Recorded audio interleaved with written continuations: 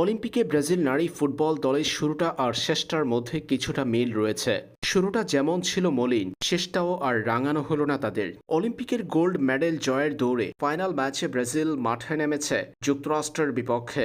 Record চ্যাম্পিয়নদের বিপক্ষে মাঠে নেমে দুর্দান্ত ফুটবল উপহার দিলেও গোল আদায় করে নিতে পারেনি ব্রাজিলের মেয়েরা। ম্যাচে 1-0 গোলে পরাজিত হয়ে গোল্ড মেডেল জয়ের দৌড়ে ছিটকে পড়ল ব্রাজিল। ফাইনালে যুক্তরাষ্ট্রের কাছে 1-0 গোলে পরাজিত হয়েছে ব্রাজিল নারী ফুটবল দল। পুরো ম্যাচ জুড়ে আক্রমণাত্মক ফুটবল খেলেছিল ব্রাজিল নারী দল। ম্যাচের 59.9% বল দখলে রেখে প্রতিপক্ষের জালে 13 শট নিয়েছে ব্রাজিল, যার 4টিই ছিল লক্ষ্য বরাবর। অলিম্পিক ফুটবলের ফাইনাল ম্যাচটিতে এদিন ম্যাচের প্রথমার্ধের খেলা ছিল গোল শূন্য ড্র।